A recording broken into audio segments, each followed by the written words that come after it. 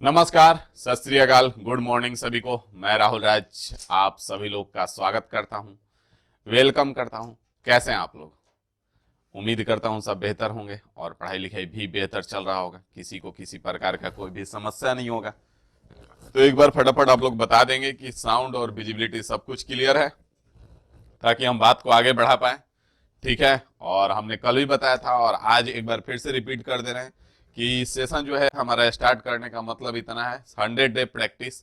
इसमें पूरा का पूरा मैथ कवर करेंगे हम लोग। ठीक है, कॉलेज ऐसा नहीं कि आएंगे क्वेश्चन देखो आंसर ठीक करो, ऐसा कुछ नहीं है। इस बार का जो सेशन है इसमें हम लोग एक एक क्वेश्चन को पूरा कॉन्सेप्ट पूरा डिटेल में देख रहे हैं, आराम आराम से करेंगे और एक एक चीज को क्लियर करते चलेंगे। आपका काम है कि जो कॉन्सेप्ट आपको पता नहीं है उसको अलग से राइट डाउन कीजिए, जो फॉर्मूला आपको पता नहीं है उसको अलग से राइट डाउन कीजिए, उसको बार बार रिवीजन करते रहिए। दूसरा चीज है कि जो सेट आपको दिख रहा है धीरे धीरे इसका लेवल भी बढ़ते जाएगा और इसमें एडवांस पोर्शन भी प्रॉपर रहेगा। आपका कोऑर्डिनेट ज्योमेट्री हो या जो भी हो, हर एक क्वेश्चन हर एक टाइप का आएगा। धीरे धीरे इसका लेवल बढ़ते जाएगा। अभी नॉर्मल नॉर्मल मॉडरेट सवाल लेके आ रहे हैं, फिर धीरे धीरे आपका बढ़िया सवाल भी आने लगेगा। बात समझ में आया? तो यहां से ज्यादा देर ना करते हम लोग सेशन को स्टार्ट करेंगे। ठीक है, जिसमें आज दूसरा दिन है। अगर पहला सेट आप नहीं किए हैं तो वहां से कर लेंगे। दूसरा चीज हम आपको बार बार बता रहे हैं कि इसका पीडीएफ जो है वो आपका इजी वे ग्लोबल का टेलीग्राम चैनल में मिल जाएगा। बाकी बहुत सारे लोग मेरे साथ भी हैं मेडिकल राहुल राज चैनल पे, तो वहां पे भी आपको मिल जाएगा, कहीं पे भी आप जाकर के ले सकते हैं। ठीक है, पीडीएफ। बाकी बात को आगे बढ़ाया जाए, यहां तक कोई दिक्कत नहीं होगा, ना ही कोई समस्या होगा। तो यहाँ पे आ जाइए, पहला क्वेश्चन हम आपके स्क्रीन पे लेके आते हैं। पहला क्वेश्चन ही अलजबरा का क्वेश्चन है, जिसको बीज गणित कहेंगे।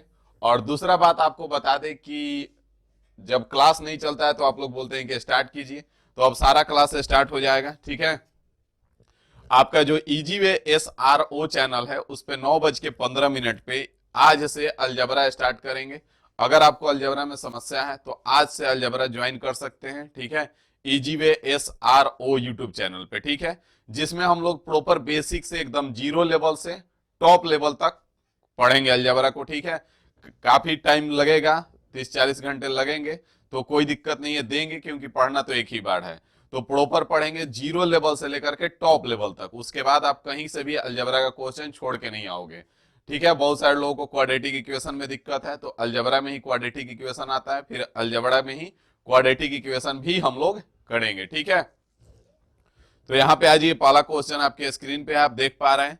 तो पहला क्वेश्चन यहाँ पे है, तो इसका कॉन्सेप्ट कहता है, ध्यान देंगे आप, जैसे कि यहाँ पे दिया हुआ है कि x बराबर इतना है, y बराबर इतना है, देन x प्लस वाई कितना होगा। अब अगर आप डायरेक्ट x प्लस वाई निकालने चलोगे तो मुश्किल है, मुश्किल है। तो इसके लिए आपको कॉन्सेप्ट पता होना चाहिए। तो यहाँ पे कॉन्सेप्ट क्या कहता है कि यदि x बराबर इतना है, अंडर रूट ए प्लस अंडर रूट बी बटे में अंडर रूट ए माइनस अंडर रूट बी, और y बराबर आपका अंडर रूट ए माइनस अंडर रूट बी है, और बटे में अंडर रूट ए प्लस अंडर रूट बी है। अब यहां से आप देखेंगे तो ये x और y में रिलेशन क्या है कि कुछ नहीं है, ये x बराबर जितना है वो y बराबर कितना हुआ है, x का उल्टा कर दिया गया है।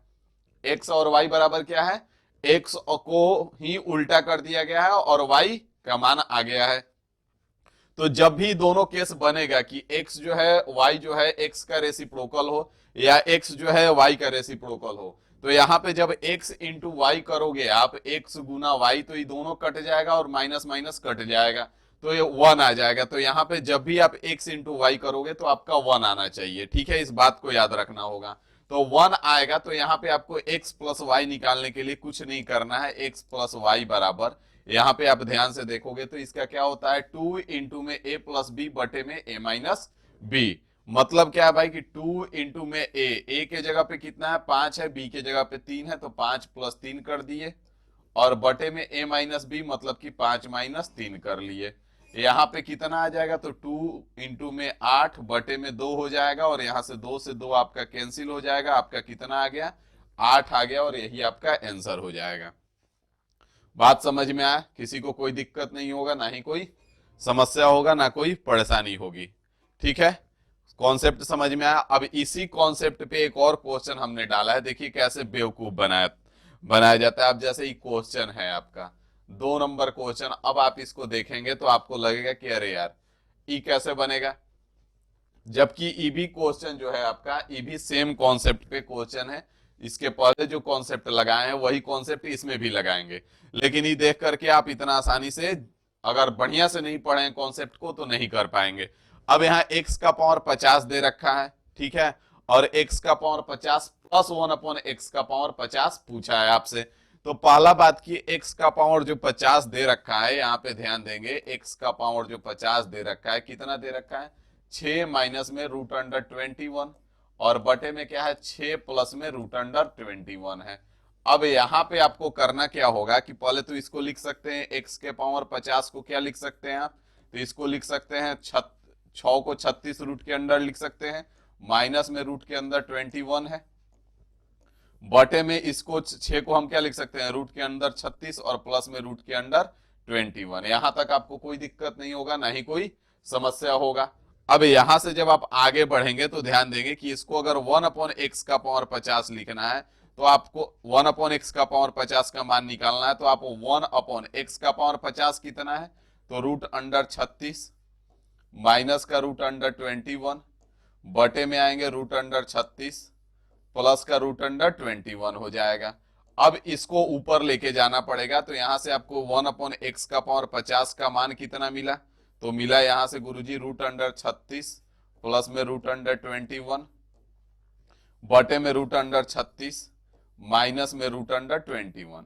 अब यहां पे आप ध्यान से देखेंगे तो x का पावर 50 का मान जितना है, x का पावर 50 का मान जितना है, यहां पे देखेंगे आप ध्यान से इसको, और 1/x का पावर 50 को देखेंगे तो ये क्या है, कुछ नहीं है, दोनों रेसिप्रोकल है एक दूसरे का।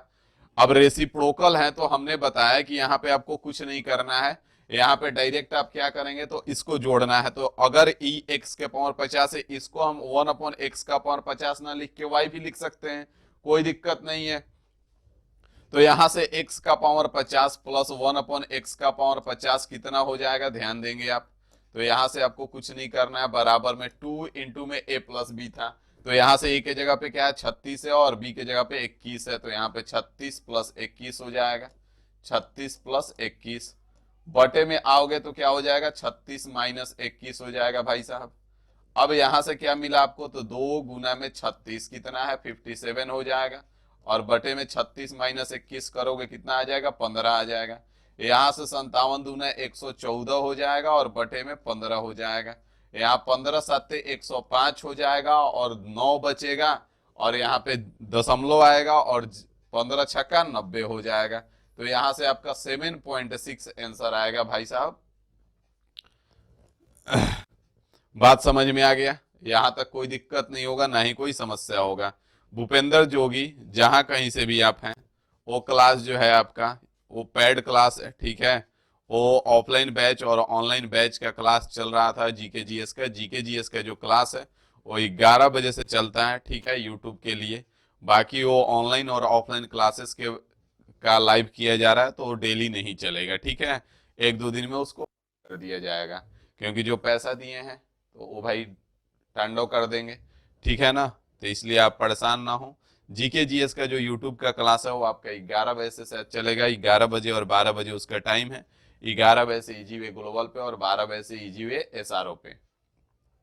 बात को आगे बढ़ाया जाए, यहां तक किसी को कोई समस्या नहीं होगा, ना ही कोई परेशानी होगी, आगे बढ़ा जाए, ठीक है, यहां तक कोई दिक्कत नहीं होगा। 2 के बाद क्वेश्चन नंबर 3 पे आ जाइए फटाफट। 3 नंबर क्वेश्चन देखिए यहां से क्या कह रहा है। 3 नंबर क्वेश्चन यहां से आप देख पाएंगे, 3 नंबर क्वेश्चन यहां से आप करने का प्रयास करेंगे, प्यारे लाल आ जाइए। 3 नंबर क्वेश्चन कह रहा है यहाँ पे कि एक मेज का सूची मूल्य जो है 800 रुपया है, उसे 25% का बट्टा देने के बाद भी 20% का लाभ प्राप्त करता है, तो मेज का मूल्य ज्ञात करें। मेज का क्रय मूल्य यहाँ पे निकालना होगा। तो यहाँ पे ध्यान देंगे, मेज का सूची मूल्य दे रखा है और बट्टा दे रखा है। तो जब भी ऐसा केस बनेगा आपका कि बट्टा दिया हुआ है, तो पहले आप डिस्काउंट को उठाएंगे, यहां से 25% है। 25% का मतलब क्या होता है भाई साहब, 25% का मतलब होता है गुरुजी 1/4। 25% का मतलब कितना होता है, 1/4 होता है। मतलब 4 का सामान कितने में बेचेगा, 3 में बेचेगा। 4 का सामान कितने में बेचेगा, 3 में बेचेगा भाई। अब यहाँ पे ई क्या है, सूची मूल्य है, अंकित मूल्य, और ई आपका विक्रय मूल्य है। ध्यान देंगे यहां से 4 का वैल्यू दे रखा है कि सूची मूल्य 800 है, तो यहां से 4 का मान 800 हो जाएगा, मतलब 200 से गुना हो जाएगा। तो यहाँ पे भी 200 से गुना कर देंगे, तो यहाँ से विक्रय मूल्य कितना निकल के आ गया हमारा, 600 आ गया। अगर इसी क्वेश्चन में पूछा होता कि विक्रय मूल्य कितना है तो हम बता देते कि 600 है, लेकिन हमसे पूछा है क्रय मूल्य, मूल्य पूछा है मतलब क्रय मूल्य पूछा है। तो इसके बाद क्या दे रखा है, 20% का लाभ दे रखा है, तो इस लाभ को उठा लेंगे और कुछ नहीं करना है। 20% का मतलब क्या होता है प्यारे लाल, 20% का मतलब 1/5 होता है भाई साहब, मतलब 5 का सामान 4 में, मतलब कि 5 का सामान 6 में बेचेगा। ठीक है, 5 का सामान कितने में बेचेगा, 6 में बेचेगा। ई क्रय मूल्य है और ई विक्रय मूल्य है, ई सीपी है और ये आपका एसपी है। यहां से ध्यान देंगे तो एसपी का वैल्यू आपको पता है कितना है, 600 है, मतलब इस 6 का मान 600 हो जाएगा, कितना गुना है, 100 गुना है। तो यहां से भी इसका भी 100 गुना कर दोगे, कितना आ जाएगा, तो यहां से प्यारे लाल 500 आ जाएगा। बात समझ में आ गया, और क्रय मूल्य कितना आ गया, 500 आ गया, जो कि ऑप्शन बी में है। बात समझ गए, यहां तक कोई दिक्कत नहीं होगा, ना ही कोई समस्या होगी। बात समझ में आया, आगे बढ़ा जाए, यहां तक सब कुछ क्लियर है। ठीक है, सबका आंसर भी आ रहा है, ठीक है ना, यहां तक किसी को कोई समस्या नहीं होगा, ना ही कोई परेशानी होगी। बढ़ा जाए आगे, सब कुछ क्लियर है ना, आगे बढ़ा जाए। 3 के बाद 4 नंबर क्वेश्चन पे चलते हैं। 4 नंबर क्वेश्चन पे आ जाइए। 4 नंबर क्वेश्चन देखिए क्या कह रहा है। 4 नंबर क्वेश्चन यहां से आप देख पाएंगे। 4 नंबर क्वेश्चन यहाँ पे क्या कह रहा है, एलिगेशन का क्वेश्चन है, मिक्सचर का। कह रहा है कि एक मिश्रण में अम्ल और पानी की मात्रा का अनुपात 1:3 है। यदि उसी मिश्रण में 5 लीटर अम्ल और डाल दिया जाए तो मिश्रण का अनुपात 1:2 हो जाएगा। तदनुसार उस नए मिश्रण की कुल मात्रा कितने लीटर है। तो बहुत ही सिंपल सा क्वेश्चन है, बहुत ही आसान है, आसानी से बन जाएगा। यहाँ पे ध्यान देंगे आप। कह रहा है कि पहले से कितना है, अम्ल और पानी का 1:3 है। अम्ल और पानी पहले से 1:3 है आपका। अम्ल और पानी जो है कितना है, 1:3 है। बात को ध्यान से समझेंगे, अम्ल और पानी आपका 1:3 है भाई साहब। यहां तक कोई दिक्कत नहीं होगा, ना ही कोई समस्या होगा।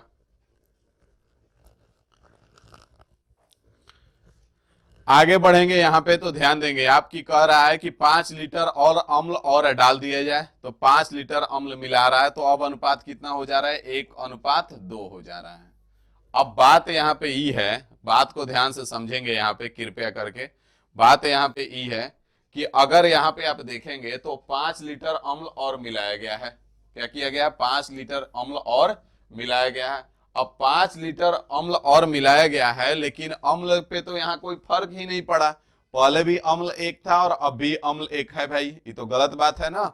यहाँ से पानी चेंज हो गया, और पानी को जब मिलाया नहीं गया है और ना ही निकाला गया है, तो पानी तो चेंज होना नहीं चाहिए, पानी पहले जितना था उतना ही रहेगा।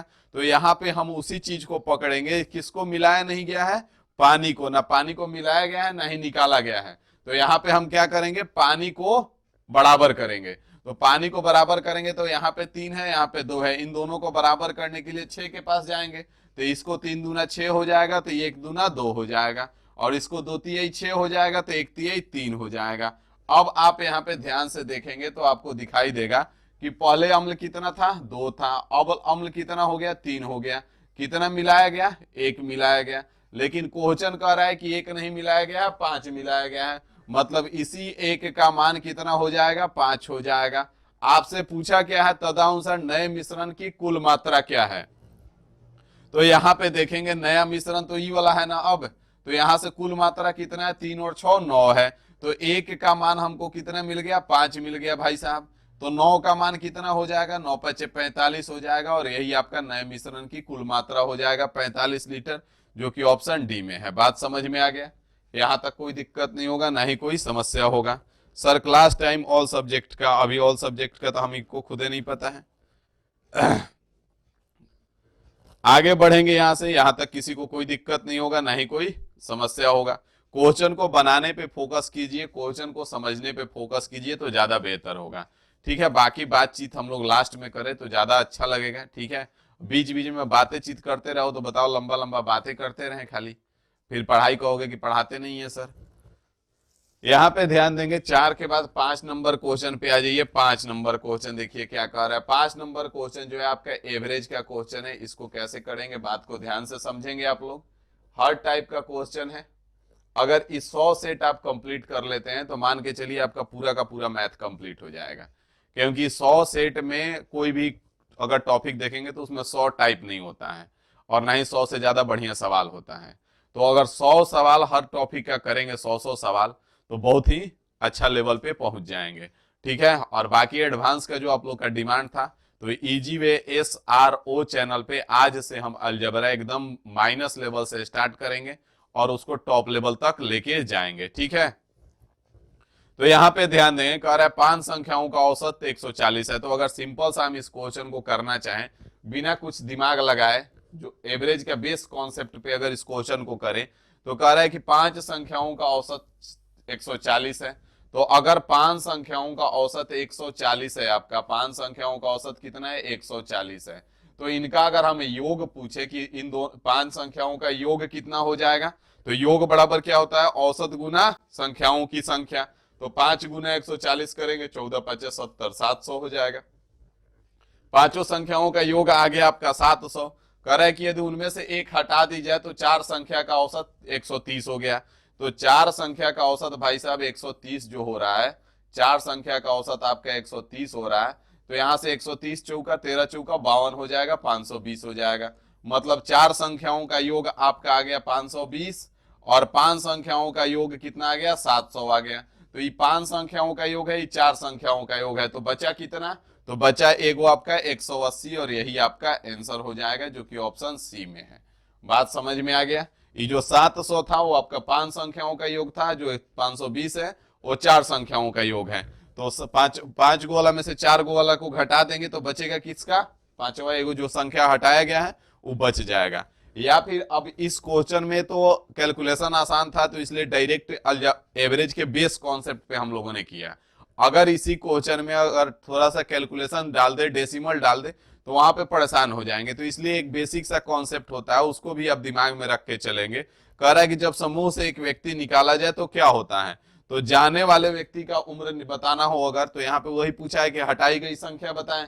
तो जाने वाले व्यक्ति का अगर उम्र आपसे पूछता है या हटाई गई संख्या पूछता है, तो करना क्या है, पूर्व औसत। तो पूर्व औसत आपका कितना है, 140 है। पूर्व औसत आपका 140 है। उसके बाद क्या करना है, तो प्लस या माइनस। तो प्लस कब होगा, कमी होने पर प्लस और वृद्धि होने पर माइनस। तो यहाँ पे पहले 140 था, अब 130 हो गया, मतलब कमी हो रहा है, तो कमी हो रहा है तो यहाँ पे प्लस हो जाएगा। उसके बाद वृद्धि या कमी, कितने का वृद्धि हो रहा है या कितने का कमी हो रहा है। तो यहाँ पे पहले 140 था, अब 130 हो गया, तो 10 का कमी हो रहा है, तो यहाँ पे 10 हो जाएगा। और गुना में नई संख्या, नई संख्या मतलब पहले 5 गो था, अब कितना हो गया, 4 गो। तो नई संख्या कितना है, 4 है, तो गुना में यहाँ पे 4 कर देंगे। तो यहाँ पे 140 प्लस 40 हो जाएगा, आपका कितना आ जाएगा, 140 प्लस 40 करेंगे 180 आ जाएगा, और यही आपका आंसर हो जाएगा। बात समझ में आ गया प्यारे लाल, किसी को कोई दिक्कत नहीं होगा, ना ही कोई समस्या होगा। आगे बढ़ा जाए, यहां से आगे बढ़ेंगे। ठीक है, या फिर अगर सिंपल सा, अगर बिना कुछ नहीं आपको पता है, अगर एवरेज का बेस कॉन्सेप्ट ही पता है, तो इस क्वेश्चन को क्या कर सकते हैं, ध्यान देंगे यहाँ पे। इस क्वेश्चन को कैसे कर देंगे, यहाँ पे आपको पता है कि जब 100 पहले 140 था, अब 130 हो गया, मतलब जो गया है वो 140 से ज्यादा गया है, तभी सब में कम किया है। अगर पहले औसत 140 था तो सबका 100 140 140 140 होगा। अब जब वो गया है तो उसके बाद औसत 130 हो गया है, मतलब कहीं ना कहीं वो 140 से ज्यादा गया है। अब 140 से ज्यादा गया है मतलब 140 तो गया ही है, और साथ में कितना ज्यादा गया है, तो यहां से पता चलेगा। तो 4 गो में का औसत कितना हो जा रहा है, 130 हो जा रहा है, मतलब 4 गो में 10-10 कम कर रहा है। 4 गो में 10-10 कम कर रहा है ना, तो 4 गो में 10-10 कम कर रहा है, तो कितना और कम करेगा, टोटल 40 कम करेगा, मतलब और 40 लेके गया। तो यहां से सिंपल सा ऐसे भी सोच के इसको बना सकते हैं, 140 प्लस 40 180 आ जाएगा। बात समझ में आ गया।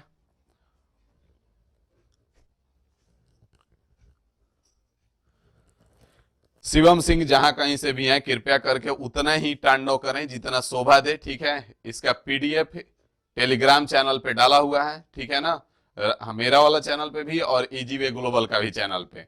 तो हम 50 जगह आपके लिए पीडीएफ नहीं अपलोड करते चलेंगे, फोन से निकल के इतना कुटाई करेंगे कि सुधर जाओगे, ठीक है। पढ़ना तक है नहीं, बस डिमांड खाली रहेगा, ठीक है। तो डिमांड कम करके पढ़ाई पे ध्यान दोगे ना तो ज्यादा बढ़िया रहेगा। कल ही बताएं कि अब एक जगह पीडीएफ डाल रहे हैं जो कि सबके लिए है, क्योंकि ई एप्लीकेशन से कोई मतलब नहीं है, तो ये आपका सबके लिए है। टेलीग्राम चैनल पे डाला हुआ है, कल का भी पीडीएफ, आज वाला भी पीडीएफ रात में ही डल गया है, ठीक है। तो आप पढ़ पाए इसीलिए हम इतना कर रहे हैं, तो आप पढ़े भी, चाहे ये भी कोशिश करें कि सर को परेशान भी कम करें, ठीक है।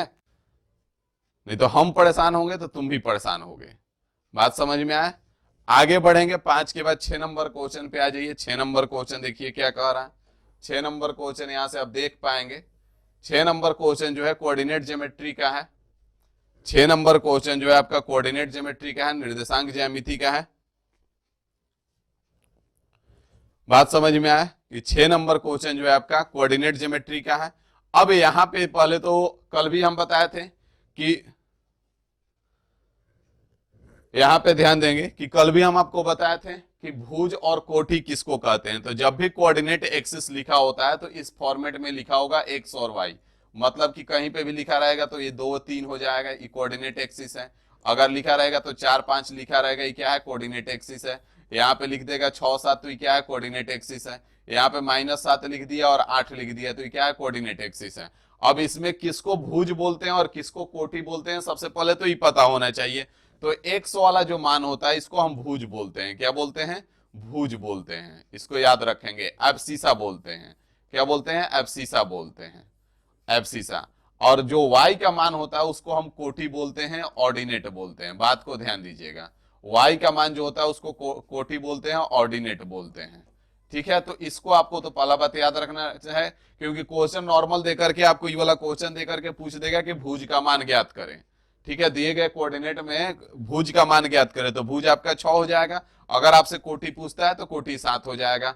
अगर आपसे भुज पूछता है तो भुज यहाँ पे 2 हो जाएगा, यहाँ पे कोटि 3 हो जाएगा, यहाँ पे भुज 4 हो जाएगा, कोटि 5 हो जाएगा, यहाँ पे भुज -7 हो जाएगा, कोटि आपका 8 हो जाएगा।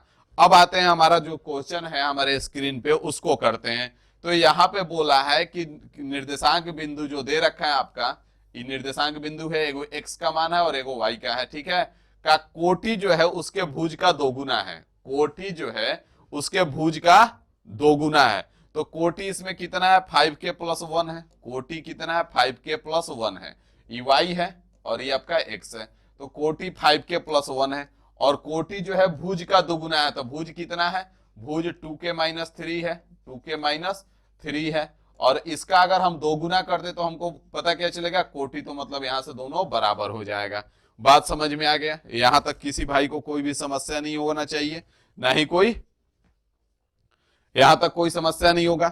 अब यहां पे ध्यान देंगे कि इसको अगर हम करेंगे तो 5k + 1 है, ठीक है, बराबर में यहां से फोड़ के माइनस का 6 हो जाएगा। यहां से 4k को इधर लेके आ जाइए तो 5k हो जाएगा माइनस का 4k, और यहां से 1 को इधर लेके आ जाइए तो माइनस का 6 माइनस का 1 हो जाएगा। तो यहां से k बराबर कितना मिला आपको? k बराबर -7 मिला। k बराबर -7 मिला। आपसे क्वेश्चन क्या किया है? क्वेश्चन में पूछा है कि भुज का मान ज्ञात करें। भुज मतलब एब्सिसा पूछा है, तो भुज कितना है? 2k - 3 है। भुज कितना है? 2k - 3 है भाई साहब, 2k - 3। अब यहाँ पे ध्यान देंगे कि k का मान हमको पता चल गया, यहाँ से -7, तो यहाँ पे 2 गुना में -7 हो जाएगा, 2 गुना में -7, ठीक है। और यहाँ पे -3 हो जाएगा। यहाँ पे -14 हो जाएगा और यहाँ पे -3 हो जाएगा, मतलब -17 हो जाएगा। तो यहां से आपको भुज का मान पता चल गया, कितना हो जाएगा? -17 हो जाएगा, जो कि ऑप्शन बी में है। बात समझ में आ गया? यहां तक कोई दिक्कत नहीं होगा, ना ही कोई समस्या होगा, ठीक है। यहां से बात आगे बढ़ेंगे। 6 के बाद 7 नंबर क्वेश्चन पे आ जाइए। 7 नंबर क्वेश्चन देखिए, विकास चौधरी भाई साहब हैं, ये अलग परेशान है। प्यारे लाल, एक बात ध्यान में रखें, ठीक है, ध्यान दें यहाँ पे, कृपया करके ऐसा ना बात बोले आप जो भी एग्जाम देंगे वो सबके लिए सफिशियंट रहेगा, ठीक है। आने वाले टाइम में आप जो भी एग्जाम देंगे ना वो सबके लिए आपके लिए सफिशियंट रहेगा। इसलिए टेंशन ना लेकर के पढ़ाई पे ध्यान देंगे तो आप ज्यादा बेहतर कहलाएंगे। बिना मतलब आप परेशान रहेंगे तो उससे किसी का कुछ नहीं बिगड़ने वाला है, आपका नुकसान है। तो इसलिए पढ़ाई पे अगर हम लोग ध्यान देंगे, फोकस करके चलोगे तो ज्यादा बेहतर है। उसमें लिखा हुआ है थंबनेल में कि पीजीसीआई हो या आपका जितने भी इधर होने वाले एग्जाम है, इस सब के लिए ही जो है आपका इम्पोर्टेंट है। तो इसलिए फोकस करें कि आप पढ़ाई करें पाए, ठीक है ना। यहां से आगे बढ़ेंगे, भुज और कोटि समझ में आ गया। 6 के बाद 7 नंबर क्वेश्चन भाग गया। 7 नंबर क्वेश्चन गया कहाँ आखिर? 7 नंबर क्वेश्चन यहाँ आके छुपा हुआ है, बड़ा बेकार आदमी है ये। चलिए आ जाइए 7 नंबर क्वेश्चन देखिए क्या कह रहा है।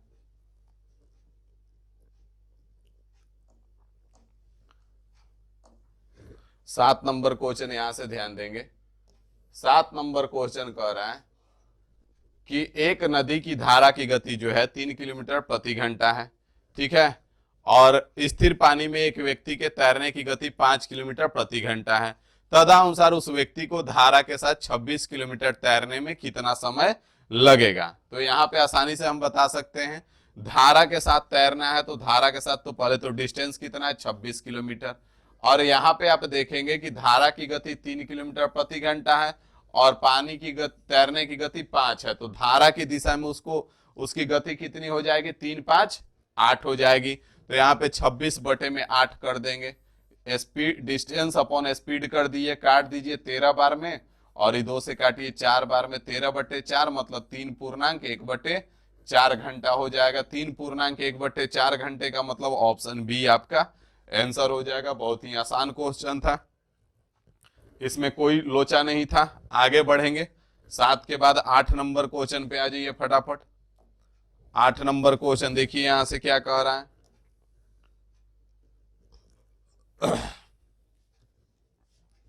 8 नंबर क्वेश्चन कह रहा है कि दो धनात्मक संख्याओं का योग जो है वो आपका 14 है। योग कितना है? 14 है। और वर्ग के मध्य अंतर जो है आपका 56 है। तो उनके वर्ग का योग क्या होगा? वर्ग का योग पूछा है तो पहले तो मान लेते हैं कि संख्या x और y है।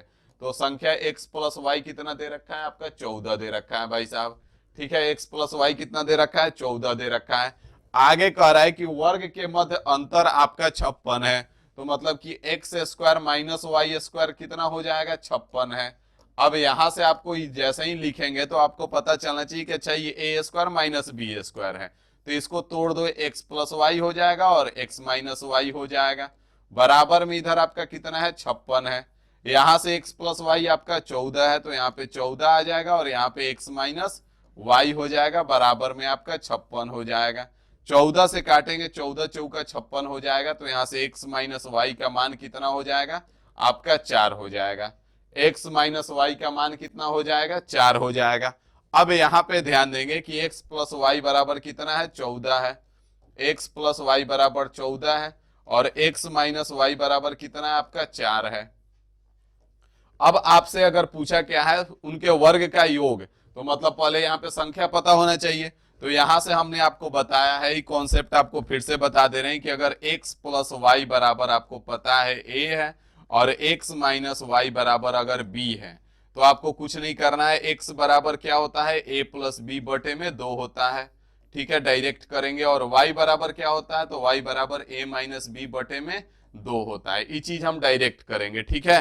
तो यहां से अगर x प्लस वाई x बराबर निकालेंगे तो 14 4 18, 18 का आधा करेंगे तो 9 हो जाएगा। और यहां से y बराबर निकालेंगे तो 14 माइनस 4 10 हो जाएगा, 10 का आधा करेंगे 5 हो जाएगा। तो यहां से x और y का मान निकल गया। पूछा है क्या है? वर्ग का योग। तो यहां से 9 का स्क्वायर 81 हो जाएगा और 5 का स्क्वायर 25 हो जाएगा। इसको जोड़ेंगे तो कितना आ जाएगा? 106 आ जाएगा और यही आपका आंसर हो जाएगा, जो कि ऑप्शन ए में है। बात समझ में आ गया? यहां तक कोई दिक्कत नहीं होगा, ना ही कोई समस्या होगा। बात समझ में आ रहा है? आगे बढ़ा जाए, यहां तक कोई तकलीफ नहीं होना चाहिए। 8 के बाद 9 नंबर पे आ जाइए फटाफट। 9 नंबर क्वेश्चन देखिए क्या कह रहा है। 9 नंबर क्वेश्चन यहाँ पे आप देख पाएंगे क्या कह रहा है। कह रहा है कि सबसे लंबी छड़ी की लंबाई ज्ञात करें जो 30 मीटर लंबे, 24 मीटर चौड़े और 18 मीटर ऊंचे कमरे में रखी जा सकती है। तो कभी भी टाइम क्या है? टाइम 7:45 पे है, ठीक है। 7:45 पे सेशन स्टार्ट होगा। ठीक है ना। और इजी वे एसआरओ पे आज से बेसिक से अलजबड़ा 9:15 पे स्टार्ट होगा। ठीक है, अब आ जाइए यहाँ पे। जब भी यहां से आपसे पूछ दे कि कमरे में रखी जा सकने वाली लंबी छड़ी की लंबाई, तो मतलब कि वहां पे आपसे विकर्ण पूछ रहा है। क्या पूछ रहा है? विकर्ण पूछ रहा है। तो ये घनाभ का बात कर रहा है, जिसका लंबाई चौड़ाई और ऊंचाई बराबर नहीं है, तो घनाभ है। और घनाभ है तो आपको कुछ नहीं करना है, घनाभ का विकर्ण का फॉर्मूला याद रखना है।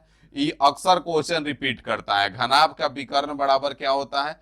घनाभ का विकर्ण बराबर होता है, गुरुजी बात को ध्यान से दोगे, घनाभ का विकर्ण बराबर हो जाएगा √L का स्क्वायर प्लस बी का स्क्वायर प्लस एच का स्क्वायर। ठीक है, इसको आप याद रखोगे। √ में L का स्क्वायर प्लस बी का स्क्वायर प्लस एच का स्क्वायर। तो यहां से L कितना है? 30 है, 30 का स्क्वायर आपका 900 हो जाएगा। ठीक है, प्लस में बी का स्क्वायर 24 का स्क्वायर 576 हो जाएगा। और उसके बाद 18 का स्क्वायर 324 हो जाएगा।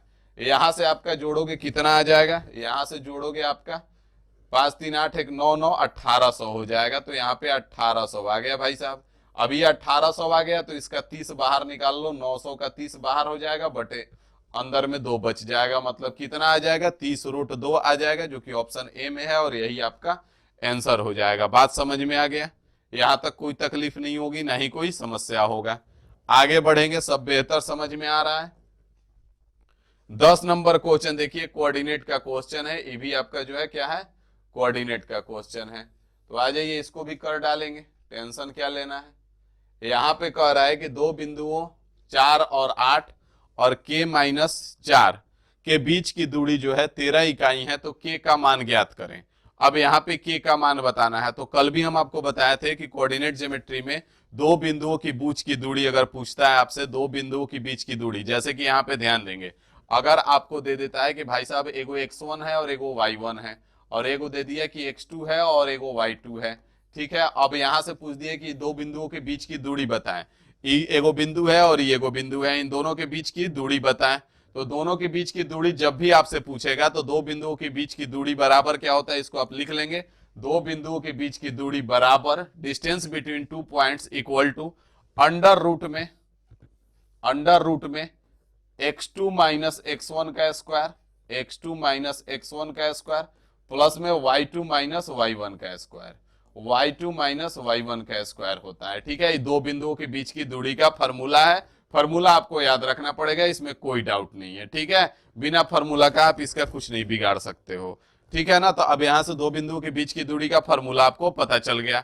अब यहां से दो बिंदुओं के बीच की दूरी दे रखा है, ये आपका x1 हो जाएगा, ये आपका y1 हो जाएगा, और ये आपका x2 हो जाएगा, और ये आपका y2 हो जाएगा। अब यहां से ध्यान दोगे कि दो बिंदुओं के बीच की दूरी बराबर हमने क्या बताया? x2 माइनस x1 मतलब K-4 हो जाएगा, K-4 का स्क्वायर हो जाएगा, प्लस में यहाँ पे माइनस का 4 और माइनस का 8 हो जाएगा, इसका स्क्वायर हो जाएगा, बराबर में इधर 13 हो जाएगा, क्योंकि दो बिंदुओं के बीच की दूरी 13 आपका दे रखा है। अब यहाँ पे इस रूट को हम इधर लेके चल जाएंगे तो स्क्वायर बन जाएगा। तो यहाँ पे हमको क्या मिल जाएगा? K-4 का स्क्वायर और प्लस में 8 4 12 हो जाएगा, और 12 का स्क्वायर करेंगे 144 हो जाएगा, और ये माइनस में है लेकिन स्क्वायर होगा तो प्लस में हो जाएगा। तो यहाँ पे 144 हो जाएगा, और बराबर में ये जो रूट यहाँ पे आपको दिख रहा है, ये आके इधर स्क्वायर बन जाएगा, 13 का स्क्वायर 169 हो जाएगा भाई साहब। यहां से K-4 का स्क्वायर जब करेंगे आप, तो ये उधर जाएगा, 144 इधर आएगा, तो 144 इसमें से माइनस होगा तो 25 बचेगा। 144 माइनस होगा तो कितना बचेगा? 25 बचेगा। अब यहाँ पे ध्यान देंगे कि अब यहां से स्क्वायर को इधर लाएंगे तो रूट आएगा, तो x-4 बराबर आपका जब रूट चढ़ेगा यहाँ पे 25, तो यहीं पे आपको ध्यान देना है। अब हम लोग गलती क्या करते हैं कि यहां से 5 बाहर निकाल लेंगे, 5 4 9 आंसर मार देंगे। लेकिन दिक्कत क्या है कि यहां से केवल 5 बाहर नहीं निकलेगा, यहाँ पे K-4 बराबर आपका क्या निकलेगा? प्लस माइनस दोनों में निकलेगा 5। अब जब K-4 बराबर एक बार आप प्लस का 5 लोगे तो यहां से 4 इधर आएगा और K बराबर 9 मिल जाएगा, और दूसरा बार जब K-4 बराबर आप माइनस का 5 लोगे तो यहां से 4 इधर आएगा, तो K बराबर माइनस का 5 और प्लस का 4, तो K बराबर आपको कितना मिल जाएगा? K बराबर माइनस का 1 मिल जाएगा। तो K का मान -1 भी होगा और K का मान 9 भी होगा। तो यहां से -1 भी है और 9 भी है, मतलब A और B बोथ होगा। बात समझ में आया? तो बढ़िया क्वेश्चन था और इसमें कॉन्सेप्ट आपका क्लियर हो गया होगा। दो बिंदुओं के बीच की दूरी, कल भी क्वेश्चन आया था, आज भी आया। तो अब उम्मीद है कि आपको ये फॉर्मूला याद हो गया होगा और कॉन्सेप्ट भी क्लियर हो गया होगा कि आखिर कहना क्या चाहता है। बात समझ में आ गया। आगे बढ़ेंगे, 10 के बाद 11 पे आ जाइए फटाफट। 11 नंबर क्वेश्चन देखिए क्या कह रहा है। 11 नंबर क्वेश्चन कह रहा है भाई साहब कि एक वृत्त की परिधि में 5% की वृद्धि की जाए तो उसका क्षेत्रफल कितना प्रतिशत बढ़ जाएगा। एक वृत्त की परिधि में 5% की वृद्धि की जाए तो उसका क्षेत्रफल कितना प्रतिशत बढ़ जाएगा। तो पहला बात कि क्षेत्रफल में परिधि का कोई लेना देना नहीं होता है। तो पहला बात आप याद रखेंगे कि वृत्त के परिधि, त्रिज्या और व्यास, अगर किसी का भी बात कर रहा है, किसके किसका, परिधि, त्रिज्या और व्यास, तो ये तीनों में सेम होता है। अगर परिधि 5% बढ़ा है तो आपका त्रिज्या भी 5% बढ़ेगा। अगर इसी क्वेश्चन में पूछ दे आपसे कि किसी वृत्त की परिधि 5% बढ़ा दी गई तो त्रिज्या में कितने प्रतिशत की वृद्धि होगी, तो आप आंख बंद करके आंसर मारोगे 5%। अगर आपसे इसी क्वेश्चन में पूछ दे कि अगर किसी वृत्त की परिधि 5% बढ़ा दी गई तो उसके व्यास में कितने प्रतिशत की वृद्धि होगी, तो आंख बंद करके मारोगे 5%। लेकिन यहाँ पे क्या किया है कि आपसे पूछ दिया है कि क्षेत्रफल में कितने प्रतिशत की वृद्धि होगी। तो क्षेत्रफल में वृद्धि होना है तो क्षेत्रफल बराबर होता है क्या है, पाई आर स्क्वायर। मतलब आर यहाँ पे 2 बार आता है, तो आर 2 बार आता है तो वही एक्स प्लस वाई वाला फॉर्मूला लगा देंगे। ठीक है, यहां से कुछ नहीं करेंगे, 5 प्लस में 5 वृद्धि दोनों बार होगा और प्लस में 5 गुना 5/100 हो जाएगा। यहां से आपका ये कितना आ जाएगा, 5 5 10 हो जाएगा और ये 25 25 चौका 100 हो जाएगा। तो 10 प्लस 1/4 का मतलब कितना हो जाएगा, 10.1/4% की वृद्धि हो जाएगी, जो कि ऑप्शन सी में है। बात समझ में आ गया। यहां तक कोई दिक्कत नहीं होगा, ना ही कोई समस्या होगा। आगे बढ़ा जाए, 11 के बाद 12 नंबर क्वेश्चन पे आ जाइए फटाफट। 12 नंबर क्वेश्चन देखिए क्या कह रहा है। 12 नंबर क्वेश्चन यहां से आप देख पाएंगे कि 12 नंबर क्वेश्चन क्या कह रहा है। कह रहा है कि क्रयमूल तथा विक्रयमूल के मध्य अंतर जो है 221 है। क्रयमूल तथा विक्रयमूल के मध्य अंतर कितना है भाई साहब, 221 है। अब क्रयमूल तथा विक्रयमूल के मध्य अंतर 221 है, तो जब क्रयमूल बड़ा हो जाए और विक्रयमूल छोटा हो जाए तो क्रयमूल और विक्रयमूल का अंतर क्या देगा, हानि देगा। और अगर क्रयमूल कम है और विक्रयमूल ज्यादा है तो हमको क्या होगा, लाभ होगा। मतलब क्रयमूल और विक्रयमूल का जब भी आप अंतर निकालेंगे तो वहां पे या तो लाभ होगा या तो हानि होगा। अब हमको ये पता चलना चाहिए कि वहां पे लाभ हो रहा है कि हानि हो रहा है। होगा तो यही दोगो, या तो लाभ होगा या तो हानि होगा। तो यहाँ पे आगे क्वेश्चन में बोला है कि लाभ प्रतिशत 17% है भाई साहब। जब लाभ 17% है इसका मतलब क्या है, लाभ 17% है इसका मतलब क्या है कि मतलब यहाँ पे लाभ हो रहा है। अब सेम एक ही चीज को बेचने पे दोनों चीज तो हो नहीं सकता है, लाभ भी हो जाए और हानि भी हो जाए, ऐसा होगा नहीं। तो यहाँ पे जब लाभ 17% है, कितना है, 17% है। और यहाँ पे अभी हम आपको बताएं कि जब अंतर 221 है तो मतलब कि या तो ये लाभ होगा या तो हानि होगा। तो ये क्या है, लाभ है ना, क्योंकि लाभ इस क्वेश्चन में हो रहा है। तो ये लाभ है तो ये 17% है और ये भी लाभ है तो 221 इसके बराबर होगा। 17 एक कम 17, 17 एक कम 17, 17 तिया 51। 1% का वैल्यू 13 आ गया। अब यहाँ पे भी थोड़ा सा धैर्य रख के क्वेश्चन का आंसर मारना चाहिए। यहाँ पे क्या पूछा है, विक्रयमूल पूछा है भाई साहब। अब विक्रयमूल पूछा, अगर क्रयमूल पूछा होता तो 100% का वैल्यू निकाल के 1300 मार देते, लेकिन यहाँ पे हमसे विक्रयमूल पूछा है। अब विक्रयमूल पूछा है तो विक्रयमूल कितना हो जाएगा, तो 17% प्रॉफिट है और 100% क्रयमूल होता है, तो विक्रयमूल कितना हो जाएगा, 117%। तो 117% का मान कितना आ जाएगा, 13 गुना में 117 हो जाएगा आपका। और यहां से आपका आंसर निकल के आ जाएगा, कितना हो जाएगा, यहाँ से 7×21 यूनिट डिजिट और डिजिटल सम दोनों यहाँ पे काम कर लेंगे। तो यहाँ पे यूनिट डिजिट से ही हमारा काम बन जा रहा है। इकाई का अंक 1 आएगा, मतलब 1521 आपका आंसर हो जाएगा। बात समझ में आ गया। आगे बढ़े, यहां तक कोई दिक्कत नहीं होगा। 12 के बाद 13 पे आ जाइए फटाफट। 13 नंबर क्वेश्चन देखिए क्या कह रहा है। 13 नंबर क्वेश्चन इकलौता ऐसा क्वेश्चन है पूरा इंडिया में कि ऐसा कोई गवर्नमेंट कॉम्पिटिटिव एग्जाम नहीं है जिस एग्जाम में ये 2 बार ना आया हो। त्रिकोणमिति का ये क्वेश्चन है और इकलौता ही ऐसा क्वेश्चन है, विख्यात क्वेश्चन, ठीक है, कि इंडिया का ऐसा कोई भी गवर्नमेंट कॉम्पिटिटिव एग्जाम ना हो जिसमें ये नहीं आया है। ठीक है, बड़ा से बड़ा और छोटा से छोटा, हर एग्जाम में इसका उपस्थिति दर्ज है। ठीक है, और आए दिन आज भी आते रहता है, आए दिन आज भी क्वेश्चन आते रहता है आपका। तो यहाँ पे क्वेश्चन क्या कह रहा है, cos 1 डिग्री इंटू में cos 2 डिग्री इंटू में cos 3 डिग्री। जब इस क्वेश्चन को आगे आप पढ़ोगे तो बीच में आपको दिखाई देगा cos 90, बीच में क्या मिलेगा, cos 90 मिलेगा। और cos 90 का वैल्यू कितना होता है, 0, तो बीच में यहाँ पे 0 आ गया। अब ये सब गुना होगा 0 में तो क्या मिल जाएगा, 0 मिल जाएगा, जो कि ऑप्शन सी में है। बात समझ में आ गया, तो यहां तक कोई दिक्कत नहीं होगा, ना ही कोई समस्या होगा। आगे बढ़ा जाए, यहां से 13 के बाद 14 पे चलते हैं। आ जाइए 14 नंबर क्वेश्चन, देखिए क्या कह रहा है। 14 नंबर क्वेश्चन तो आसान सा क्वेश्चन है, रेशियो का क्वेश्चन है, बेसिक क्वेश्चन है, फटाफट करेंगे। 14 नंबर क्वेश्चन यहाँ पे आप देखेंगे, कह रहा है 3p बराबर 2q है, तो तथा 2q बराबर,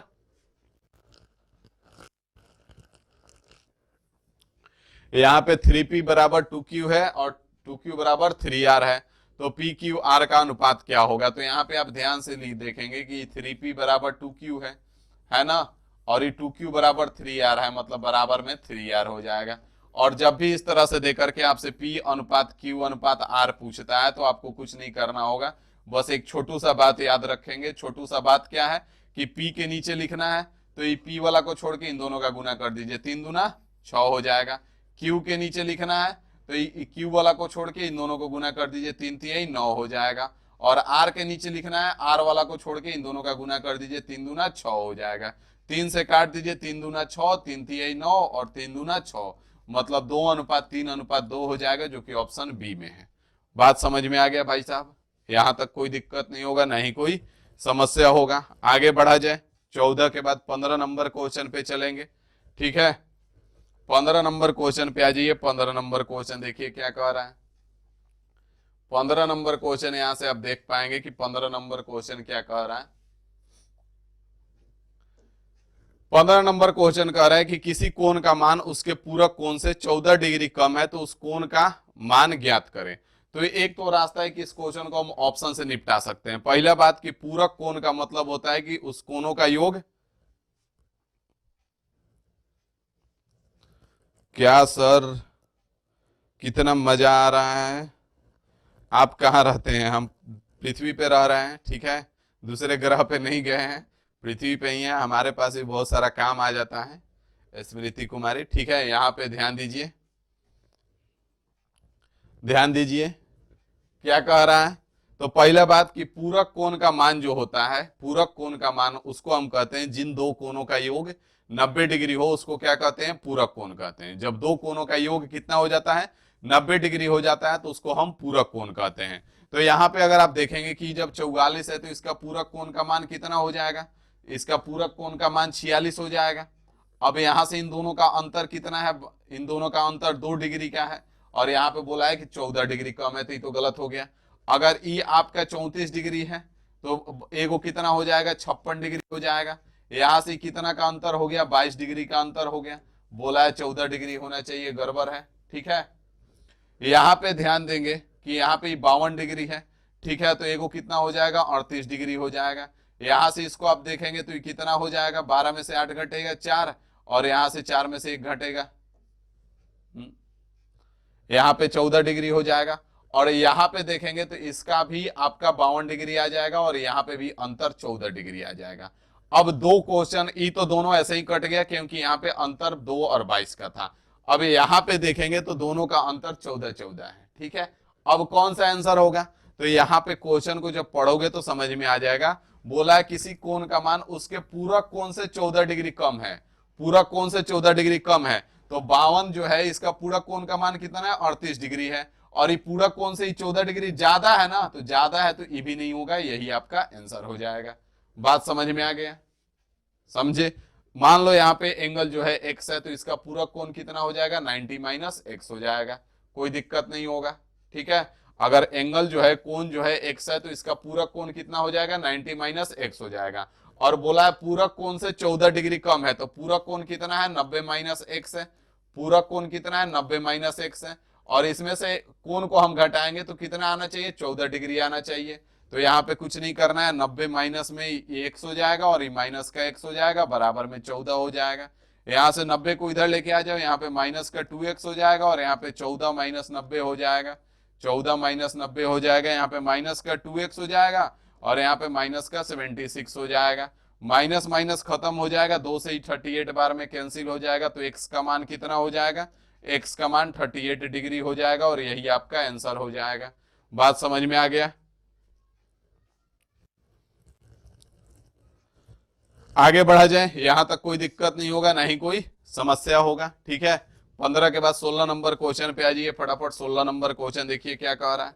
16 नंबर क्वेश्चन यहाँ पे आ जाओ भाई। 16 नंबर क्वेश्चन देख लो क्या कह रहा है। 16 नंबर क्वेश्चन कह रहा है कि 5% वार्षिक ब्याज की दर से 500 रुपए का कितने वर्ष में साधारण ब्याज 150 रुपया हो जाएगा। ठीक है, 150 रुपया करना है यहाँ पे साधारण ब्याज।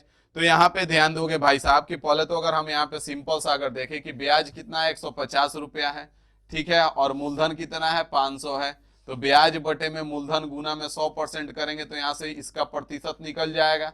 तो प्रतिशत पहले निकाल लो, यहाँ से 0 0 खत्म, 5 से 30 बार में, तो कितना परसेंट आ गया 30% आ गया। कितना परसेंट 30%।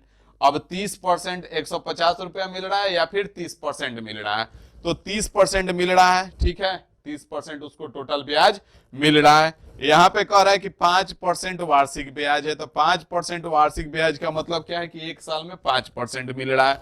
अब एक साल में 5% मिल रहा है तो 30% कितने साल में मिलेगा, 5% कितने साल में मिल रहा है, एक साल में, तो 30% कितने साल में मिलेगा भाई साहब, 6 साल में मिलेगा। मारो आंसर, भागो। बात समझ में आ गया, कोनो दिक्कत नहीं होगा। आगे बढ़ा जाए, 16 के बाद 17 नंबर पे आ जाइए फटाफट। 17 नंबर भी त्रिकोणमिति का क्वेश्चन है आपका, ध्यान देंगे यहाँ पे। इसका कॉन्सेप्ट कहता है, इसमें जो कॉन्सेप्ट लगाएंगे इस क्वेश्चन में, तो एक प्यारा सा छोटू सा कॉन्सेप्ट होता है, उसको आप याद रखेंगे कि tan a इंटू में tan b बराबर 1 होगा। tan a इंटू में tan b बराबर क्या होगा, 1 होगा। ये कब होगा, जब a प्लस बी का मान 90 होगा। a प्लस बी का मान 90 होगा, ठीक है। बस ये छोटू सा बात आप याद रखेंगे, इस क्वेश्चन को हिला डालोगे, ठीक है। अगर ये छोटू सा बात आप याद रखते हो तो इस क्वेश्चन को हिला डालोगे। देखो कैसे हिल जाएगा क्वेश्चन। यहाँ पे 7 डिग्री है, ठीक है, और यहाँ पे 83 डिग्री है। यहाँ पे इन दोनों को गुना कराओ तो tan a into tan b बन रहा है, और a प्लस बी कितना बन रहा है, 90 बन रहा है। मतलब कि इसका काम खत्म हो जाएगा, ये दोनों मिलके कितना दे देगा, 1 दे देगा। वैसे ही देखोगे यहाँ पे 11 है, यहाँ पे 79 है, दोनों मिलके 90 बन रहा है, मतलब 1 दे देगा। यहाँ पे 23 और 67 है, दोनों मिलके 1 दे देगा। तो ये पूरा में 1 से गुना होगा, 1 बचेगा। यहाँ पे tan 30 का मान कितना होता है, 1/√3 होता है, और यहाँ पे tan 45 का मान इंटू में 1 हो जाएगा, और बाकी सबका मान 1 आ गया तो इंटू में 1 और कर लेते हैं, ठीक है। अब यहाँ पे गुना करोगे तो कितना आ जाएगा, 1/√3 हो जाएगा, और यही आपका आंसर हो जाएगा, जो कि ऑप्शन बी में है। भाई साहब बात समझ में आ गया, यहां तक कोई समस्या नहीं होगा, नहीं कोई परेशानी होगी। आगे बढ़ा जाए, ठीक है, सब बेहतर समझ में आ रहा है, ठीक है ना। आगे बढ़ेंगे, 17 के बाद 18 नंबर क्वेश्चन पे आ जाइए। 18 नंबर क्वेश्चन देख लीजिए क्या कह रहा है। 18 नंबर क्वेश्चन यहाँ पे देख लोगे। 18 नंबर क्वेश्चन क्या हो जाएगा, यहाँ पे बोला है कि प्रथम 10 पूर्ण संख्याओं का माध्य ज्ञात करें। तो प्रथम 10 पूर्ण संख्याओं का माध्य पूछा है, मतलब कि 0 से लेकर के 9 तक का औसत आपसे पूछा है। 0 से लेकर के 9 तक का औसत पूछा है। तो यहाँ पे हम जोड़ सकते हैं n इंटू योग बराबर क्या होता है, n इंटू n प्लस 1 बटे में 2 होता है ना। तो यहाँ से योग कितना आ जाएगा, n 9 है, इंटू में 9 प्लस 1 10 हो जाएगा, बटे में 2 हो जाएगा, 2 से ही 5 बार में, तो योग कितना आ जाएगा, 45 आ जाएगा। और योग 45 आ गया तो 45 और बटे में क्या करेंगे, तो यहाँ से प्रथम 10 पूर्ण संख्या है ना, तो बटे में 10 हो जाएगा, मतलब औसत कितना आ जाएगा, 4.5 आ जाएगा। भाई साहब बात समझ में आ गया, ऑप्शन सी आपका आंसर हो जाएगा। बात समझे कि ना समझे, यहाँ पे ध्यान देना होगा। पूर्ण संख्या पूछा है, 10 पूर्ण संख्या, इसीलिए 0 से लेकर के 9 तक लिए हैं, क्योंकि पूर्ण संख्या 0 से स्टार्ट होता है, ठीक है। योग बराबर होता है n इंटू n प्लस 1 बटे में 2, तो n का मान 9 हो जाएगा, ठीक है। यहाँ पे 9 लेके चलेंगे, ठीक है ना, थोड़ा सा इसमें दिमाग लगाया गया है। आगे बढ़ेंगे, यहाँ पे प्रकृत संख्याओं का योग बराबर क्या होता है, एन इंटू एन प्लस 1/2 होता है। यहाँ पे जीरो है, जीरो को हम निगलेक्ट करके 9 को एन ले लिए हैं और यहाँ से योग निकाल लिए हैं। 18 के बाद 19 नंबर पे आ जाइए फटाफट। 19 नंबर देखिए क्या कह रहा है। 19 नंबर क्वेश्चन यहां से देख पाएंगे आप क्या कह रहा है।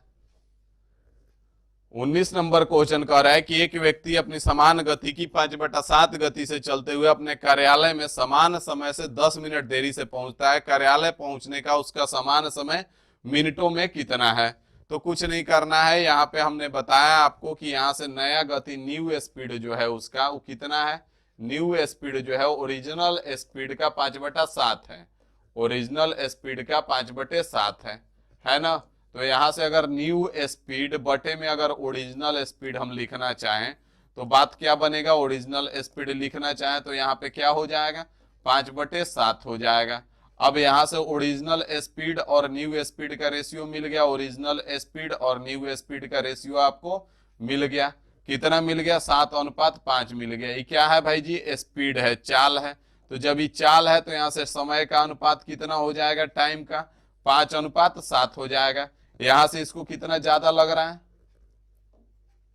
ये न्यू है भाई साहब, यहाँ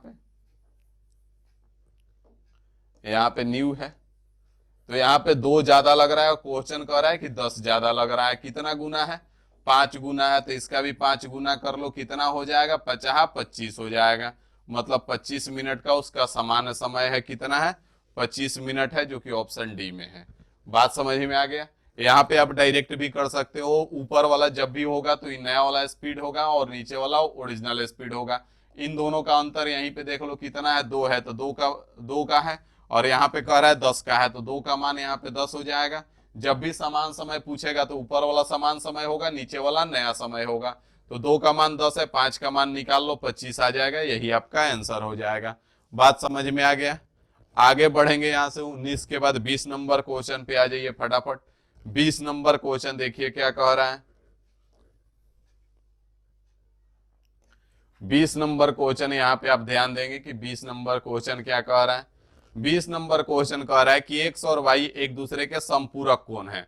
संपूरक कोण का मान 180 डिग्री होता है। मतलब एक्स प्लस वाई का मान कितना है, 180 डिग्री है। यहां तक कोई दिक्कत नहीं होगा। आगे बोला है यदि एक्स का संपूरक कोण, आगे क्या बोला है, एक्स का संपूरक कोण। तो संपूरक कोण, एक्स का संपूरक कोण कितना है, वाई है। यहाँ पे साफ साफ बोला है कि एक्स और वाई एक दूसरे के संपूरक कोण है। तो एक्स का संपूरक कोण, एक्स का संपूरक कोण कितना है, वाई है। ठीक है। आगे बोला है कि वाई का पूरक कोण। तो अगर वाई का पूरक कोण निकालोगे, अगर वाई का पूरक कोण निकालोगे तो पूरक कोण का मान 90 डिग्री होता है, दोनों कोणों का योग। तो पूरक कोण कितना हो जाएगा, 90 माइनस वाई हो जाएगा ना। अगर वाई का पूरक कोण निकालोगे तो 90 माइनस वाई हो जाएगा भाई साहब। तो बोला है कि वाई के पूरक कोण, तो वाई का पूरक कोण कितना है, 90 माइनस वाई है। ठीक है। का आधा है तो इसका आधा कर दोगे तो यहां से दोनों बराबर हो जाएगा। बोला है ना कि एक्स का संपूरक कोण वाई के पूरक कोण का आधा है। तो एक्स का संपूरक कोण वाई है, वाई के पूरक कोण 90 माइनस वाई है, इसका आधा है। तो यहां से 2y को इधर लेके आ जाओ, यहां से 2y हो जाएगा बराबर में 90 माइनस वाई हो जाएगा। यहां से y को इधर लेके आ जाओ तो 2y प्लस में y हो जाएगा। यहां से 90 हो जाएगा भाई साहब। यहां से 3y बराबर कितना आ गया, 90 आ गया। तो यहां से 0 से खत्म हो जाएगा 3 बार में, 30 बार में। तो y का मान आपको कितना मिल गया, y का मान 30 मिल गया। पूछा क्या है, x अनुपात y। तो अगर y का मान 30 है तो यहां से x का मान कितना हो जाएगा, तो यहां से x प्लस y आपका कितना है, 180 है। तो y आपका 30 है तो x कितना होगा, 150 होगा। और यहाँ 5 बार में कटेगा और ये 1 बार में कटेगा। तो क्वेश्चन बढ़िया में आता है और इसका आंसर हो जाता है 5:1 भाई साहब। बात समझ में आ गया। यहां तक आपको तनिक भी समस्या नहीं होगा। ये जो क्वेश्चन है ठीक ठाक क्वेश्चन में आता है, इसीलिए इसका आंसर हो जाएगा 5:1। ठीक है। बात को, क्वेश्चन को यहाँ पे समझना पड़ेगा। ठीक है ना। तो उम्मीद है कि आपको हर एक एक क्वेश्चन बेहतर ढंग से समझ में आया होगा। ठीक है। बाकी कल का सेट का पीडीएफ फिर डाल देंगे हम रात तक। ठीक है ना। तो वहां से आप डाउनलोड करके बना सकते हैं और सेशन को शेयर जरूर कीजिए ताकि सबको पता चल जाए, क्योंकि हम पिछले कुछ दिनों से दूसरे ग्रह पे चले गए थे, किसी को पता नहीं है हमारे बारे में कि हम कहाँ पे हैं। ठीक है ना। तो इसलिए सेशन को ज्यादा से ज्यादा शेयर कर देंगे आप लोग, ताकि सबको पता चल जाए कि फिर से हम लोग का क्लास स्टार्ट हो गया है। बाकी 9:15 पे अभी पानी उनी पी लीजिए, और 9:15 पे हाथ गोड़ धो करके पानी उनी पी करके नहाए धोए छिले हुए अंडे की तरह तैयार हो जाइए। वहां पे अलजबरा स्टार्ट करेंगे, एकदम बेसिक लेवल से स्टार्ट करेंगे, एकदम जबरदस्त तरीके से स्टार्ट करेंगे। ठीक है, तो अभी आ जाइए 9:15 पे।